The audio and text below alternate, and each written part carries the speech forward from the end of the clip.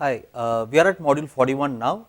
Module 41 is going to be on the GCD machine. So we haven't still decided or designed the state machine. We had the picture, but we haven't written it in Verilog yet. So in this module, we'll look at how to write Verilog module for the state machine. So let's look at the state machine. Let's look at the picture here. So we have a state machine here which has these 7 states, 8 states S0, S1, S2, S3 up to S7, and in this what we have done is we have said clock is never part of the state diagram itself, so we do not have it, and we said this is the reset state. So again, just to quickly recap, so we will wait for a go signal from the external world, till then we will stay at S0. If the go signal comes, then we are ready to load the inputs from the external world. So to do that, we will set up all these signals to be 1, we will delay by 1 clock cycle, so that the results are ready in the register. Once the results are ready in the register at S2, at S3 the comparator will be able to give a steady output. We will check the comparator's results. Based on the comparator's results, we will go to either S4, S5 or S7. If you are in S4 or S5, GCD is not complete, so we will put the results from either the state, either the register A or the register B back into the circuit itself through the data path, and we will come back to S3 and start comparing. So S6 is again a wait state. At S4 or S5 we will we at S4 and S5 we will set up in such a way that either A gets updated or B gets updated. If we are in S7, we know the job is done and we can go and wait for new inputs. So this is the state diagram that we had, and in terms of a block diagram we saw this. So we have clock, reset, go, which are inputs, then there are 3 inputs from the data path, 4 outputs to the data path, 1 more output called the output enable, and the done signal. So this is what we want overall. So what I want to do now is connect it back to something that is familiar to you. So remember we talked about the notion of a canonical state machine. So the canonical state machine is something that we did in one of the earlier classes, so I want to connect it back to that. So let us see how a canonical state machine was supposed to be. We said a canonical state machine must be of this form. So we had a state register,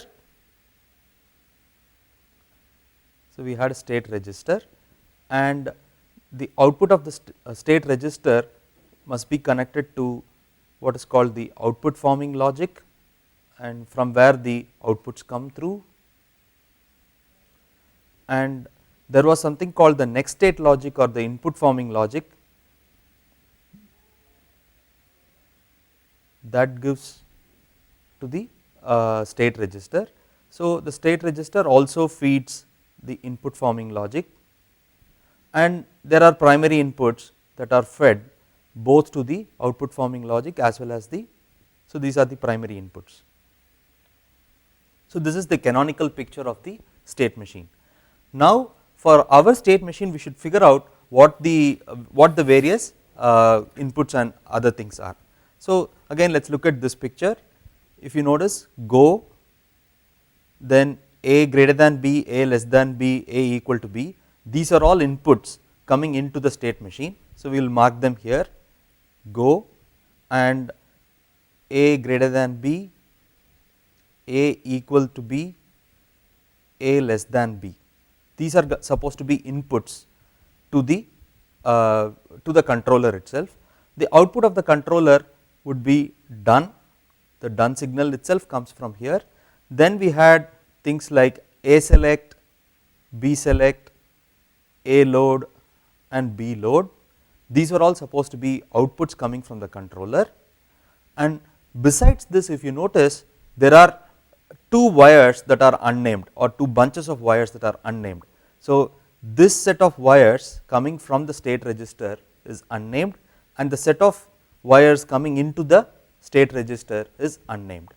So we are going to call this set the state, because if I read the state from the state register, that's the state. So there will be some binary encoding for the state itself. So I will be able to read the state, but based on the current state and the current inputs, we will be ready to decide on the next state. So I am going to call this the end state. So this state is the current state and end state is the next state.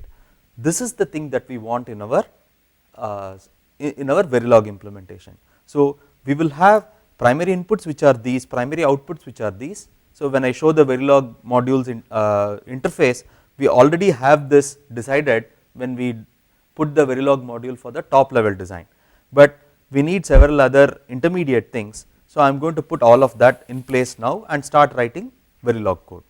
So let us see how this is supposed to go about. So let us look at the design to begin with. So at the design we said a controller. So the first of all the state machine is going to be called the controller. So I am going to cut and paste that like I did in the previous class. So I am going to call this the controller.v, and I am going to cut and paste that so that I know what the description of the controller is supposed to be. So I need a module called controller which has several things, right. So this takes care of the interface description. I will go ahead and put everything else in a little while. So now let us see, we again if we look at the picture, we know that clock and reset are implicit inputs. So they are separate. Other than that we have all these inputs here and we have all these outputs here. So I am going to first go and mark all of them. I am going to write code which shows all of them. So I know that clock and reset are inputs, go is also a single bit input, so I am going to mark that. Then we know that a greater than b, a equal to b are all again single bit inputs, so I am going to mark that.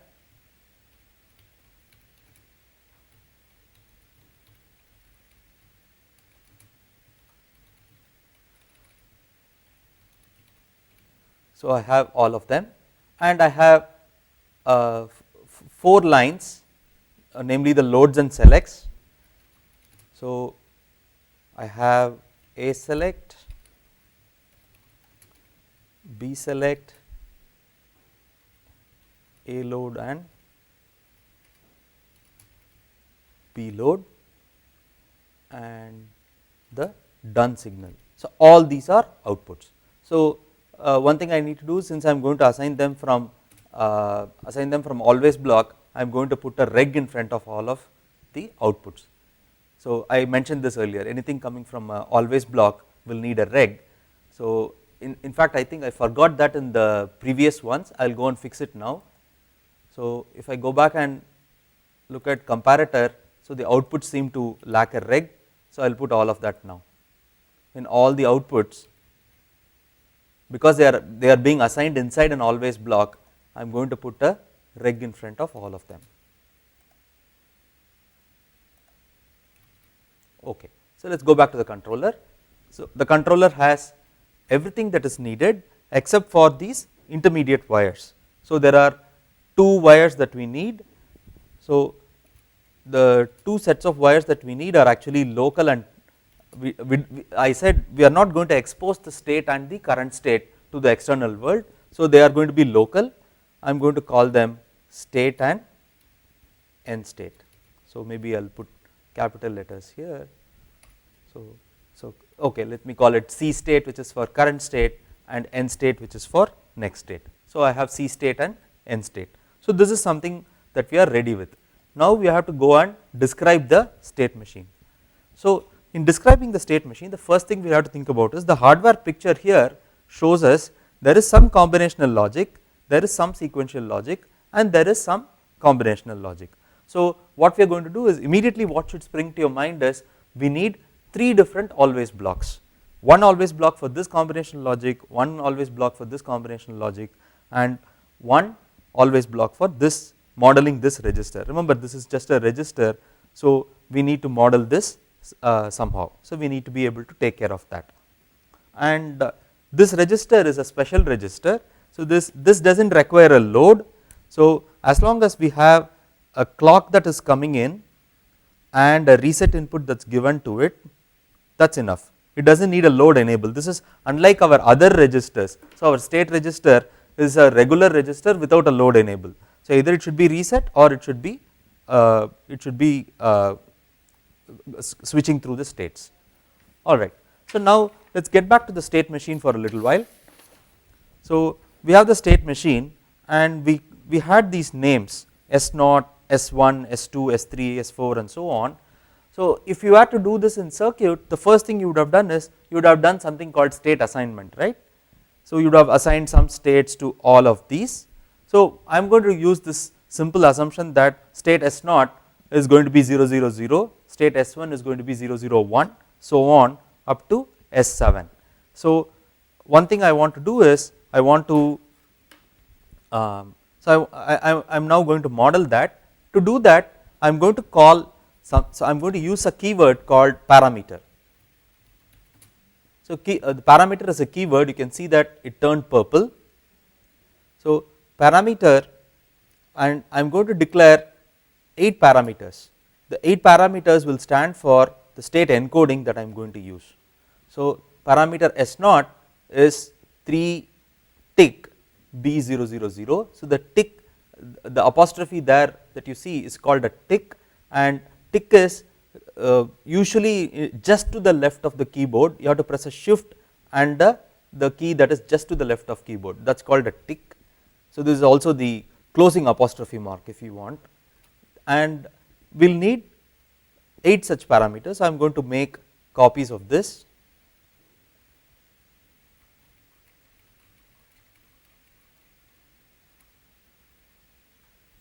So I have 8 such parameters. Now I am going to name them S0, S1 to S7. So instead of referring, okay, so I have all the 8 states and I want to assign the appropriate vectors to it.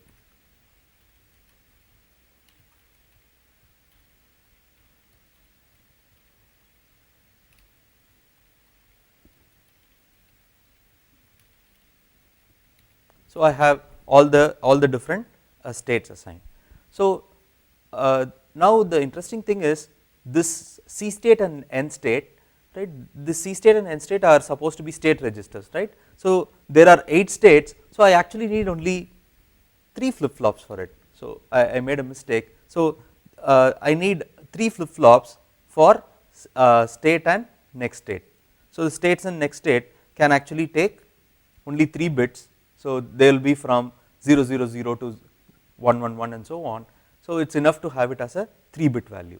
So I have declared C state and next state as a 3 bit registers.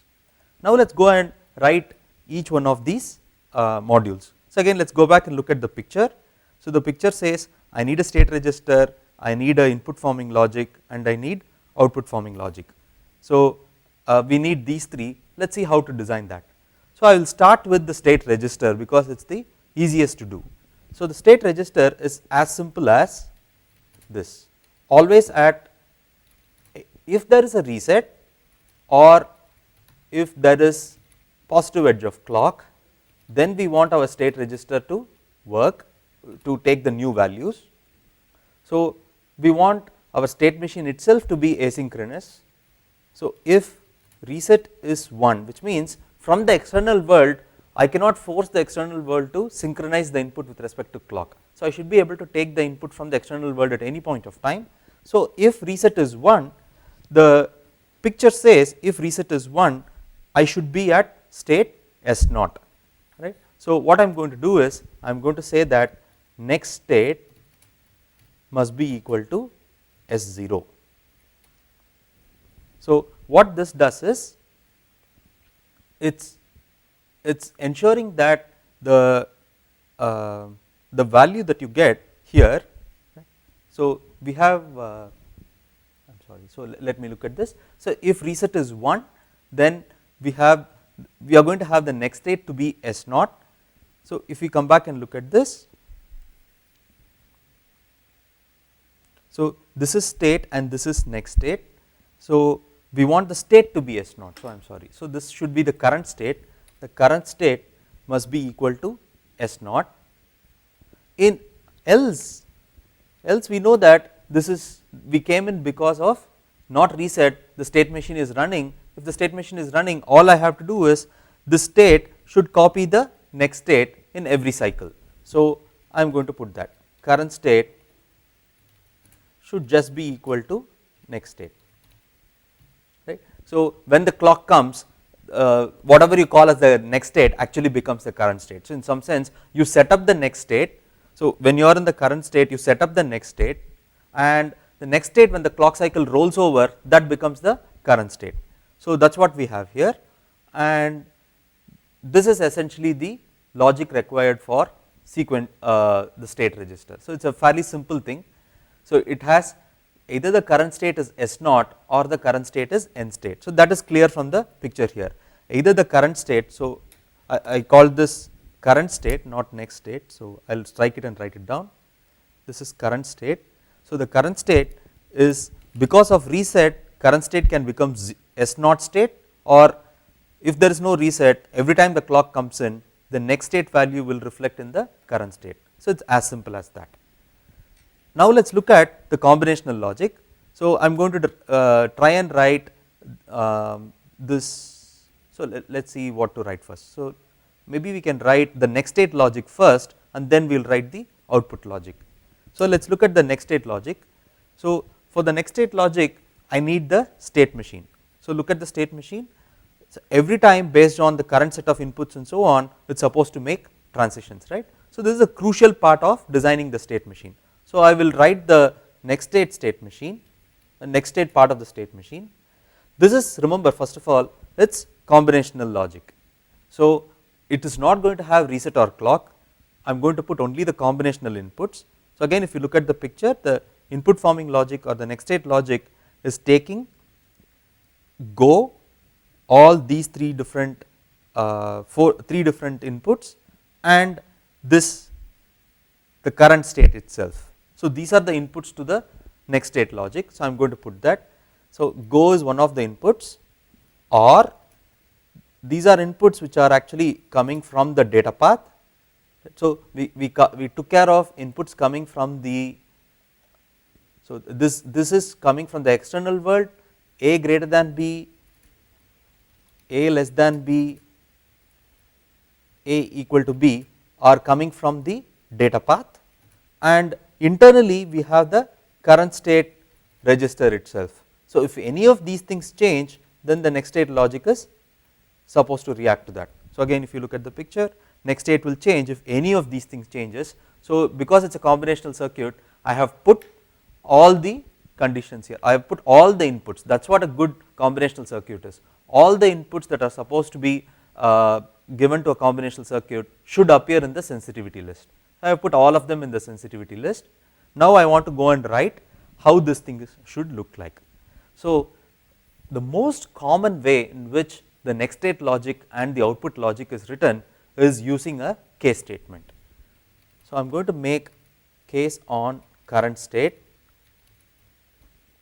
and the current state, if you go and look at it, the current state could be, so it is a 3-bit vector, right.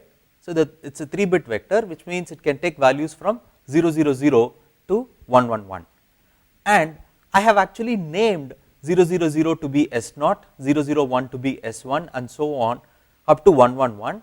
So I can, instead of assigning them as vectors with the explicit bit values, I can start using the state names. So in some sense, this parameter, what it is doing is, it is taking the bit vector assignment, the state assignment, and from now on we can call them by the names S0, S1, S2, and so on. That is what we did here.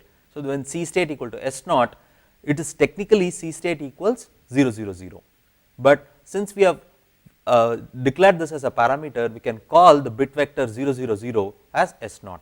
So this current state, now the case statement, so C state can be, the current state can be from S0 to S7. So I am going to write one switch case for each one of them. So let us start with S0. So if it is S0, let us go and look at the state machine, right. If I am at S0, let us see the conditions for any transition. If it is G0, you stay in S0 itself. If it is, so if it is go, if it is not go, you stay in S0 itself, otherwise you go to S1. So these are the only two input conditions to which you react. So, if go equals 0, then we are going to say the next state must be equal to S naught, else I am going to say that next state must be equal to S1. So, it's fairly straightforward if you think about it. All we are doing is go, so based on the state diagram that we have, the state diagram in this particular state looks at only one input, even though there are several inputs coming into the state machine, it looks at only one input, namely go. All the other inputs do not matter for this state. So, S naught, if go equals 0, then we go to S0 itself, that is looping back. Otherwise, the assumption is the external input is already stable and the external world has given this go equal to 1. When go equal to 1, we are ready to go to the state called S1. So, now we have several other cases. So, I am going to write one such case for each one of these states. So, now if you go and look at S1 state, we just blindly move to S2 state, right. So, there are some outputs that we are driving, but these outputs are not for now, we are going to put it in the output forming logic. So, in terms of just the transition to the next state, if current state is S1, you blindly move to the next state S2. So, without any extra check, I am going to just say that next state should be equal to S2, nothing else. Similarly, if we are in S2, let us look at this, if we are at S2, we blindly go to S3, right, we only go to S3 and we actually turn these signals off, but turning those signals off is part of the output logic. From S2 we blindly move to S3. So, I am going to put that in state equals to S3. S3 is a slightly interesting state. So, if you look at S3, then there is A greater than B, A less than B, A equal to B. Now, we are going to check the other three inputs. If one of these conditions is true, we will go to the appropriate states, namely S4, S5 and S7. So, S3 is a slightly interesting state, I am going to write that down. Now I have to check the conditions. If A is equal to B, so these are the three things, right. So, let us look at the inputs. There is A greater than B, equal to B and less than B. So, I can check them in any order. So, let me start with A greater than B. If A greater than B is equal to 1, then the next state is supposed to be S4. Else if A equal to B is equal to 1, then next state equals S7. Else if, actually this is the last case, so I can just leave it as else, next state equals S6, S5, I am sorry, S5. So, what we have is, we have taken care of these three things, either it goes to S4 or it goes to S5 or it goes to S7. So, maybe to reflect that I will write it in that form. So, if it is less than B, it should go to S5, the else clause will be if it is equal, in which case I will go to S7. So, what we have so far is, for S3 we have taken care of the fact that it is going to be a multiple transitions are possible based on the inputs. Again, let us come back and look at S4, S5 and S6. They do not have any conditions under which they are moving. S4 blindly moves to S6, S5 blindly moves to S6, S6 blindly moves to S3. So, there are no checks that you need to make, and in fact S7 also blindly moves to S0. So, we do not have to make any more checks. The only checks were at S3, which is supposed to be the comparison state. If all the other states are only changing the outputs, there is nothing else that has to be checked. So, I am going to write all of them in one go. So, if we are in state S4, the state diagram said go to S6. If we are in state S5, the state diagram says go to S6 also. if we are in S6, the state diagram dictated that we should go to S3, and if we are in S7, we are supposed to go to S0. Right. So, we have taken care of all the different 8 possible cases that we can encounter. In general, it is always a good practice to put what is called a default statement if we infer combinational logic. So, this is a general principle. So, by default the reset state is what you want to be at in general. So, I am going to put that, and this brings me to the end of this always block. So, this line number 27 to line number 46 here, this takes care of the line number 27 to line number 46 here takes care of the input forming logic or the next state logic. So, I am going to write something very similar for the output forming logic.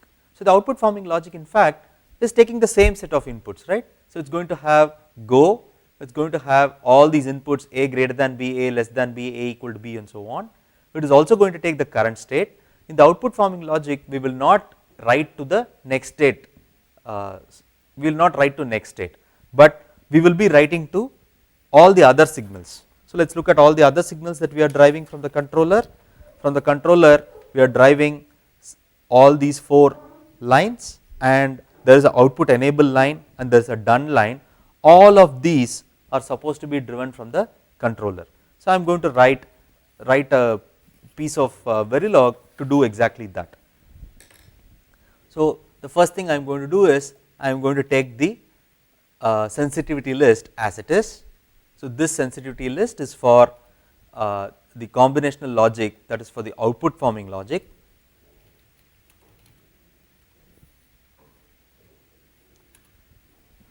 Again here, how are we going to do things now? So, in this case there are multiple things that are possible, right.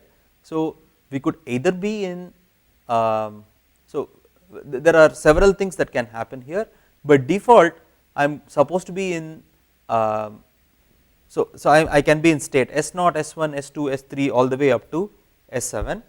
So, what I am going to do is I am going to assume that for each of these states, if I drive all of them to be zeros. So, let us say I drive done equals 0, A select equal to 0, B select equal to 0, A load equals to 0, and B load equals to 0. Let us say I drive these 5 things. There is also supposed to be an output enable, so which I have forgotten here. There is also another line called output enable. So, all these lines, right, I am supposed to be driving from the combinational logic. So, let me go back and look at it. Maybe I have not declared output enable also here. So, I will, that is also a reg. So, it was part of my module description, I have added that now. So, all of those are ready. So, I need to be driving these 6 values. So, the safest value to drive for all of these 6 values is actually 0, because if A load is 0 and B load is 0, you are not going to take anything from the external world. So, we said in state S0 we will not do any work at all, we will wait for the go signal to come and only then we start our work. So, that work of copying from the external world is actually at state S1. So, what we will do is we will assume that by default we are going to assign values to each of all of these signals in all of the states.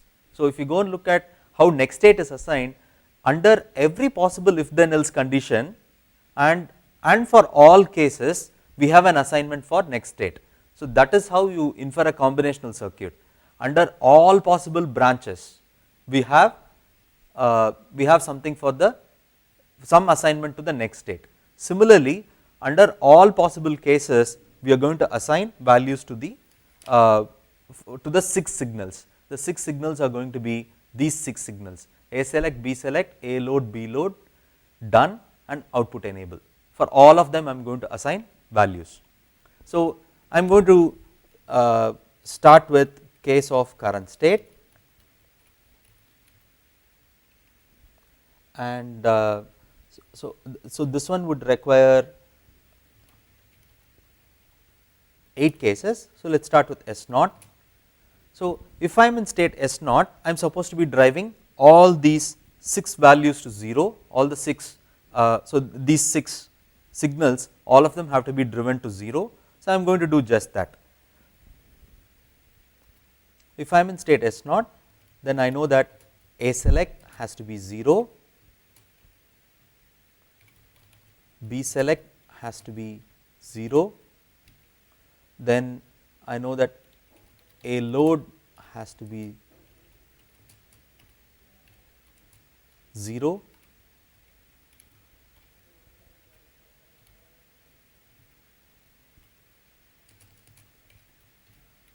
B load is 0, done is 0, and output enable. So, this S naught is this reset state. So, when it is reset state, there is nothing to do. So, we set up all the different signals to be 0. So, there is nothing to do here, it is not any special state. And for all the other places, for all the other states, we are going to set up various signals one after the other. So, let us put S1. So, since I am going to assign 6 values in each one of them, it is actually safer to do a cut and paste and go and change the values to whatever is required. So, I am going to make 7 such copies and I will go and change them later. In fact, 8 such copies, 1 for the default class. So, let us try and change one after the other. So, let us start with S naught. So, S naught is already ready. When it is in S1, let us come back and look at the state machine. So, look at the state machine. When it is at S1, A select, B select, A load and B load should be 1, and done and output enable are by default assumed to be 0. So, I am going to change only those values now. I change A select, B select, A load and B load, all of them to be 1, and done and output enable are set up at 0. So, this is okay. Then at S2,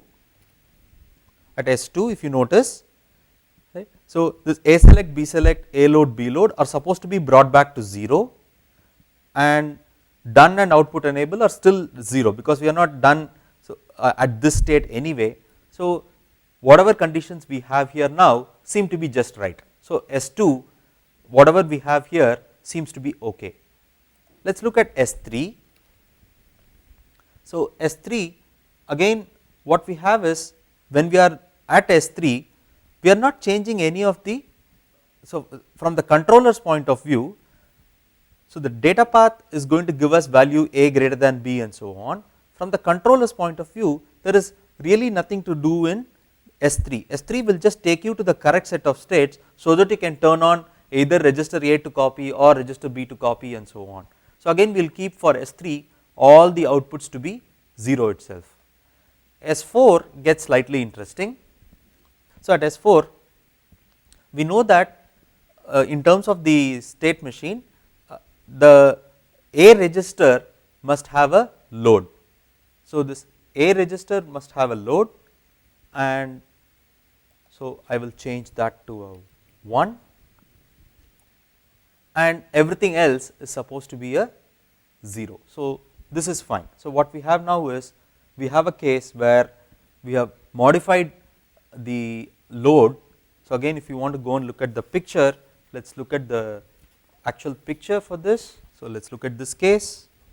So, if we want this to be the loopback path, then the subtractor's output, which is T1, is going to come through the multiplexer and to A, and if we change, if we put A load equal to 1, then we are essentially doing A equals A minus B. So, in order to do that, we only need this subtractors. So, this A load should be 1, and by default this A is anyway set to, so if A select is set to 0, it will take it from the subtractor, it is not supposed to take it from the external world, so which is fine.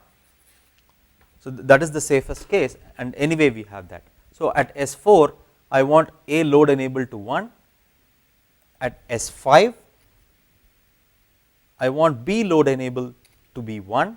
So, so far things are very straightforward. At state S6, so again if you go and look at S6, there is nothing there, there is no change with respect to the outputs, we are not done yet, we are still calculating and so on, this is just a dummy state.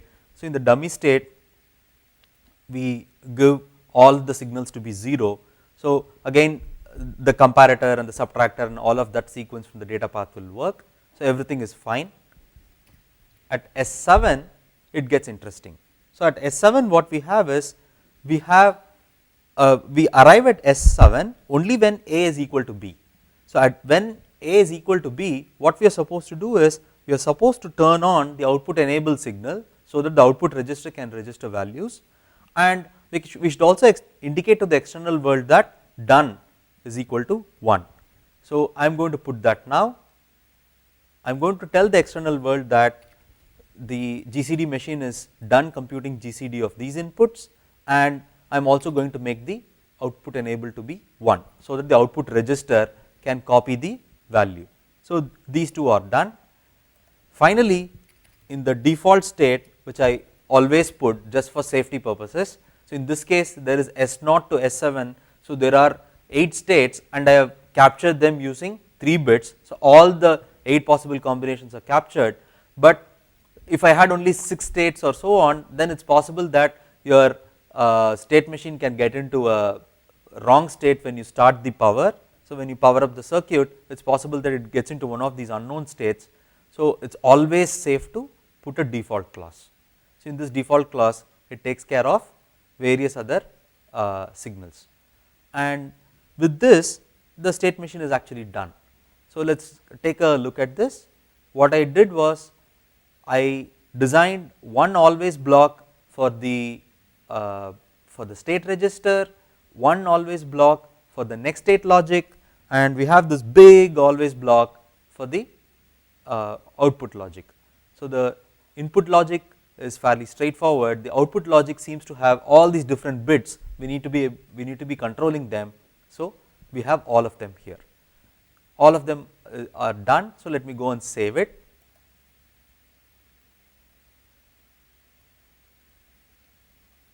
And as before, I am going to go to the design file and I am going to run it once, just to see if there are any errors anywhere. So right now, if I did not make any mistake in the controller, then I should not get any errors at all. So let me see, there still seems to be controller referenced one time, so there is a problem there. So to do that, I have to go back and add the controller.vsd. So I add controller.v, save it, and hopefully there was no mistake in the state machine that I wrote. So let us see the results.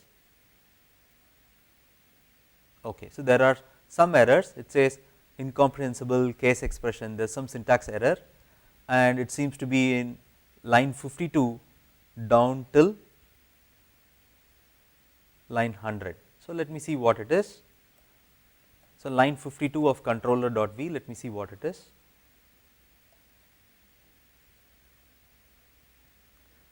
So line 51 is this, line 57 is this, and so on. It looks like I actually did not put a begin and end, because there are multiple assignments here for each one of them. I think I have forgotten to put begin and end here. So that is all I am supposed to do now, I will do that.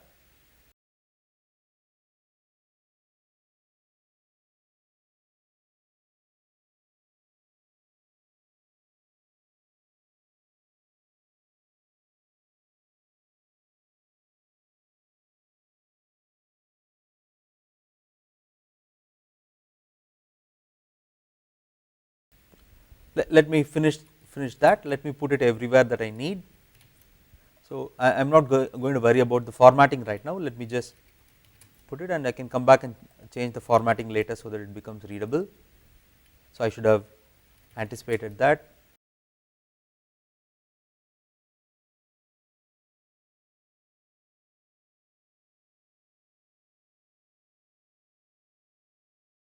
So I should have done better than this. By being careful about anything that goes inside the case statement. If there are multiple statements, I will need begin and ends in case. So I am going to put that.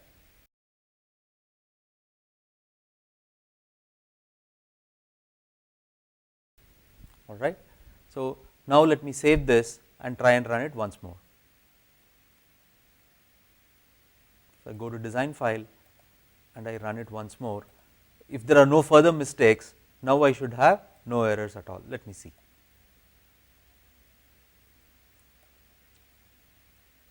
So, there is one more error, unable to bind wire reg memory S3 in GCD machine. So, let me go and look at GCD machine line number, so controller line number 42. Let me see what line number 42 is.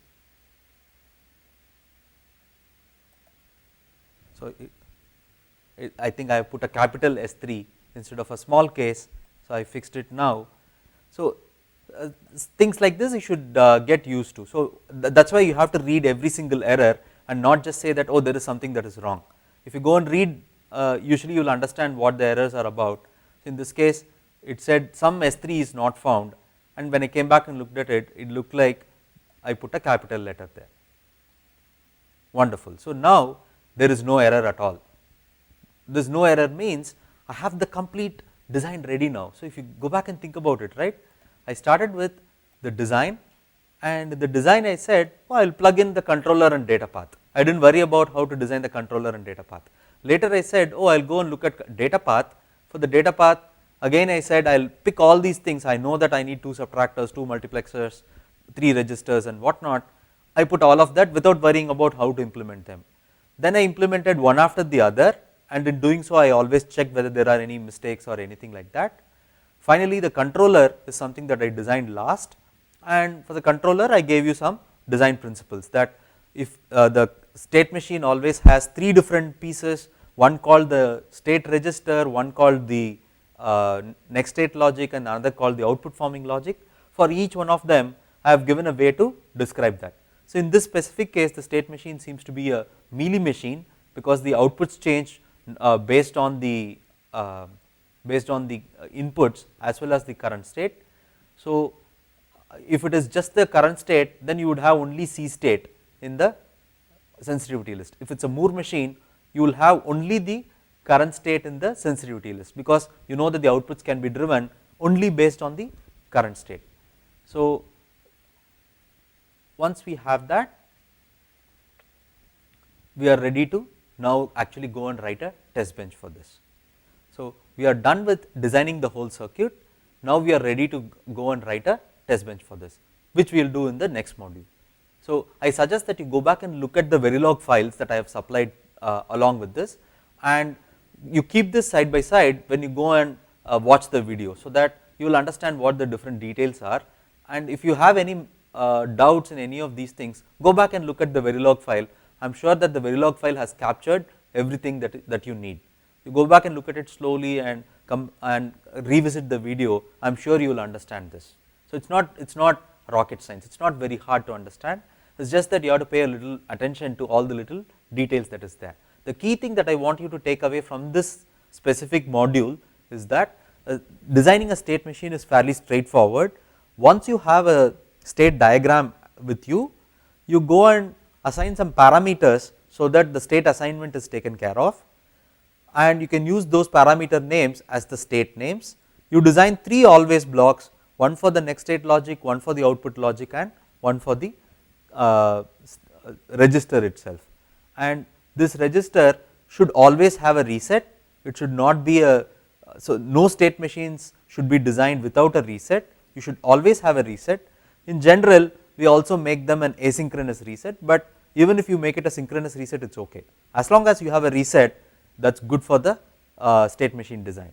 So, we will talk about some of these fundamental principles about what is good and what is not good for a state machine in the next week's lectures, but so far what we have is, in this week we have only been looking at Verilog, and we seem to have come to the end of designing the chip itself for the GCD. The only thing that we need to put in is the test bench and check whether the whole thing works. So, this we will do in the next module. So, thank you, and I am hoping to see you back in the next module. See you soon.